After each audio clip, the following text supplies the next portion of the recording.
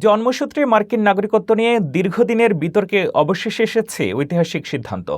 যুক্তরাষ্ট্রের supreme court স্পষ্ট জানিয়ে দিয়েছে দেশের মাটিতে জন্ম নেওয়া শিশুর নাগরিকত্ব নিয়ে কি হবে।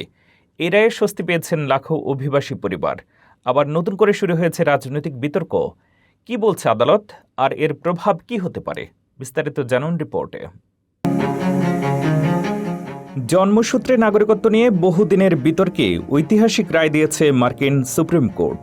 আদালতের সংখ্যাগরিষ্ঠ বিচারপতিরা স্পষ্ট করে বলেছেন, যুক্তরাষ্ট্রের মাটিতে জন্ম নেওয়া শিশু নাগরিকত্ব পাওয়ার অধিকারী। তার বাবা মা দেশে বৈধভাবে থাকুন, অবৈধভাবে থাকুন কিংবা অস্থায়ী ভিসায় অবস্থান করুন না কেন। এই রায়ের ফলে প্রেসিডেন্ট ডোনাল্ড ট্রাম্পের দ্বিতীয় মেয়াদের শুরুতে জারি করা সেই নির্বাহী আদেশ কার্যত বাতিল হয়ে যায়, যেখানে অবৈধ বা অস্থায়ী অভিবাসীদের সন্তানদের জন্মসূত্রে মার্কিন নাগরিকত্ব না দেওয়ার চেষ্টা করা হয়েছিল। প্রধান বিচারপতি জন রবার্টস তাঁর রায়ে বলেন, মার্কিন সংবিধানের 14 সংশোধনের মূল উদ্দেশ্য ছিল যুক্তরাষ্ট্রে জন্ম নেওয়া এবং দেশটির আইনের আওতায় থাকা প্রত্যেক ব্যক্তিকে নাগরিকত্ব সাংবিধানিক নিশ্চয়তা দেওয়া।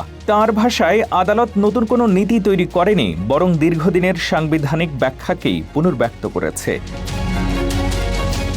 তবে এই রায়ে তীব্র ভিন্নমত দেন বিচারপতি ক্লারেন্স থমাস। তার মতে, শুধু যুক্তরাষ্ট্রে জন্ম নেওয়াই নাগরিকত্বের জন্য যথেষ্ট নয়। শিশুর বাবা মায়েরও যুক্তরাষ্ট্রের সঙ্গে স্থায়ী বা গভীর রাজনৈতিক সম্পর্ক বা আইনগত অবস্থান থাকা উচিত।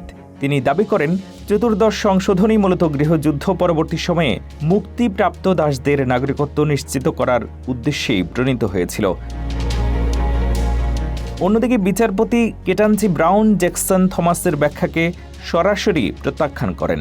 তিনি বলেন, পুনর্গঠন পর্বের সংশোধনীগুলোর লক্ষ্য ছিল শুধু একটি নির্দিষ্ট গোষ্ঠীকে অধিকার দেওয়া, বরং জাতিগত বৈষম্য, সামাজিক শ্রেণীভেদ ও বঞ্চনার অবসান ঘটিয়ে সবার জন্য সমান সাংবিধানিক অধিকার নিশ্চিত করা।